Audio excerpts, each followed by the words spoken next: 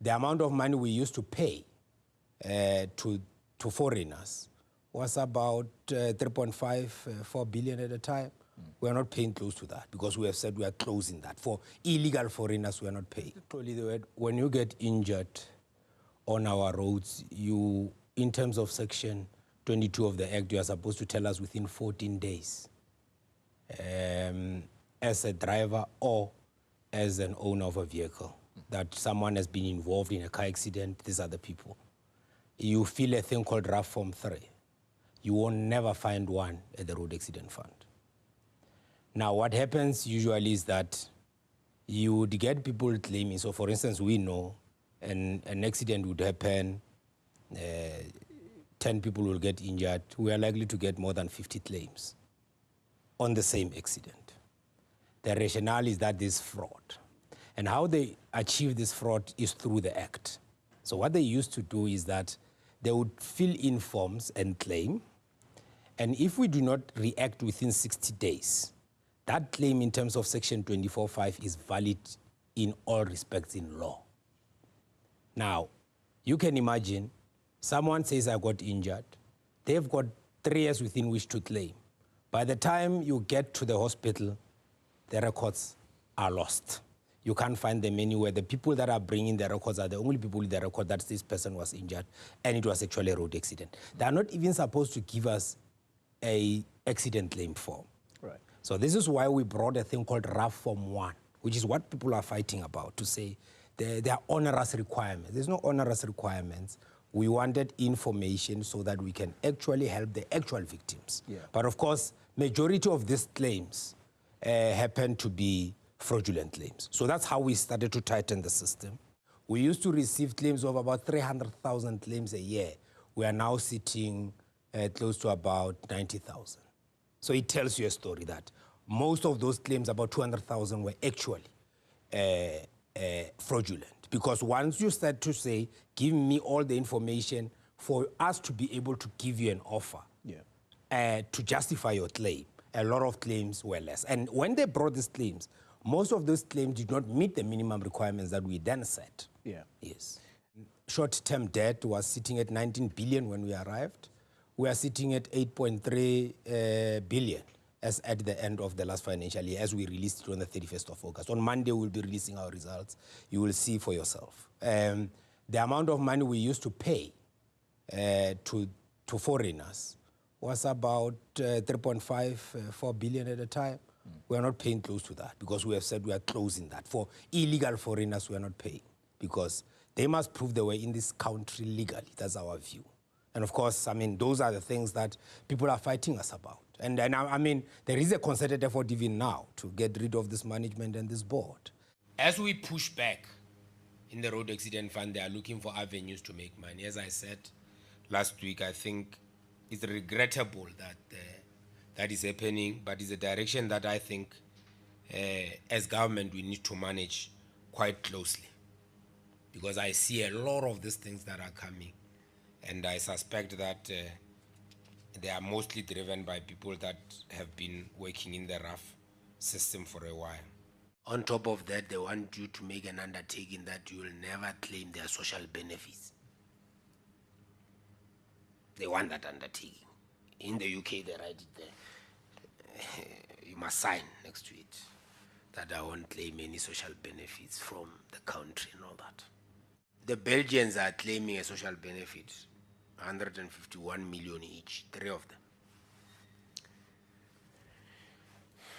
What are South Africans saying? As I said, the biggest ever payout was to a foreigner. That's a fact. You know what they say when I say that? They said it in court papers not long ago, xenophobic. So when it's done by them, it's not xenophobia. When we say let's do it, it's xenophobia. I don't know how xenophobia works, okay? But it's fear-mongering, you see, that they can then attach a label to people, this one doesn't like foreign. There's no such a thing. There was a court judgment that says you can be unlawfully here constitutionally. You? You hear it. So I thought the constitution was based on the law, it's the supreme law. Right? All these other ones follow the constitution. But you can be here constitutionally, but unlawful. Right? That's fine. Our law says in the borders. Okay, that's what the law says. In the borders of South Africa. So we want to know when the accident happened, were you in the borders? Just give us movement control or some stamped passport. Then it doesn't happen. Right? So we say, okay, because now you don't even want to give us a stamped passport. Let's go and check whether you are known. Have you ever crossed the border to South Africa at some point? And border control says we have never have a person in that name crossing over. But let me tell you, there's also a judgment saying pay the guy. The judgment says pay the guy. Now, was he in the country? I don't know whether the judge knows whether the person was in the country or not. And that's the difficulty. The amount on the RNYP that we have, that we are still owing to foreigners, is 1.5 billion. And I must ask them to add both legal and illegal because we have not separated those ones yet. So that's the amount of money we are paying. Imagine what we can do with 1.5 billion. In cases where people must just provide that for themselves. Yeah, kumnandi South Africa Mzansi. Yo. Sanibonani guys, welcome back to my channel. Now, other countries, especially developed countries that provide such funds, road accident funds, you have to come with your insurance, like he said. It's only few countries like about South Africa where you can just get injured in your country and you come to South Africa, you talk to so-and-so, and then so-and-so organizes so-and-so, and you get your money. Because there's a lot of fraudulent, claims as well. So, and this is taxpayers' money. Imagine what 1.5 billion can do for the country, but it has to go outside. Taxpayers' money are mostly South Africans. Majority of people that are paying tax is South Africans.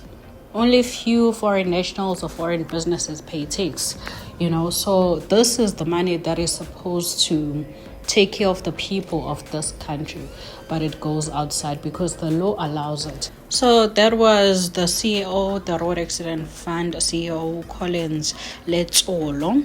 All right, only catching up now. So in order for one to qualify for Road Accident Fund, a person who sustained a bodily injury in the accident except a driver who was the sole cause of the accident. Okay, I'm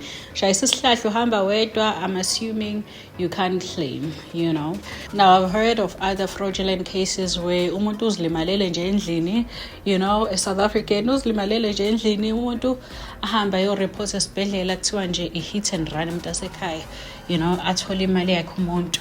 Now, I'm not giving you ideas. I'm just saying what I've heard of such. Because hit and run, you didn't see the car, you got injured in the house, but more for especially hit and run and bagubalisele for a road accident fund. A dependent of a deceased breadwinner. So if your parent was a breadwinner and unfortunately, sadly, they got involved in a car accident, you can claim as his kids mostly, or wife, husband. If you were unemployed, the wife was working, but breadwinner, you can claim. A close relative of the deceased who paid for the funeral and a claimant under the age of 18 years must be assisted by a parent, legal guardian, or curator. Okay. If your relative got involved in a car accident and you're the one that covered all the funeral cost, you can go to the Road Accident Fund and actually claim. Not sure how much they pay, but they pay. Okay? So you must claim within 3 years from the date of the accident, and must be the claim must be finalized within 5 years from the date of the accident. And then they also have a specific category for hit and runs as well. Like if you get hit by a car and you can't identify, or the vehicle is unknown, that claim must be lodged with the fund within 2 years from the date of the accident, and must be finalized within 5 years from the date of the accident. I'm not giving you guys any ideas. Walimala waphuka umqondolo wakho usuyahamba ke manje usuyoclaim, you know, and you say it was a hit and run, but yeah, that could work. I'm joking. Now, the people that mostly rob these people are lawyers, mostly black lawyers. Not sure, you guys know, we hardly know about the other community, so I'm just going to talk on my people. Yey, ama-lawyer akhohlakele uthole ukuthi bekumele uthole u2 million, ilawyer lekunikeze u300,000, ilawyer lekunikeze u400,000. Thola ukuthi 2 million kade kumele uthole. Yes, obviously kulo 2 million kumele ukhiphe imali yami. But why are you taking so much from your clients? Black lawyers, you are robbing your own people. So you must be careful and make sure ukuthi lo muntu lo ngeke aze across. Ngoba I don't know why imali ngena kubona and then after that by transfer kwena. Angazi why ingangeni directly kwena imali. You get it? Let's say you got 2 million, nivumelana ukuthi okay ngizokukhokhela u300,000. U300,000 uyekina directly 1.7 million wakho uzingenele wona. Cause akhohlakele la mali asemuvile ke manje asezibhedlela claiming negligence what. I was watching, I think it was Cutting Edge, not really sure, but it's still available here on YouTube. Black lawyers bahamba baye endaweni zasemakhaya bayoclaimela abantu on their clients' behalf in negligence what. Iziphumelo zozimali bazidle bangayiniki ngisho. Let's say mhlambe kuphumile 1.5 million, ababaniki ngisho u50,000 ama clients abo bayidla yonke. Khohlakela ama lawyer akhohlakele. Yeah, shem. In South Africa baqinisa umthetho when it comes to immigration laws, because it's a lot. South Africa is not the only country where immigration citizens are complaining about immigration and all of that. We're not. We have about UK. I saw the other day people complaining. Anyway, do let me know guys what you think.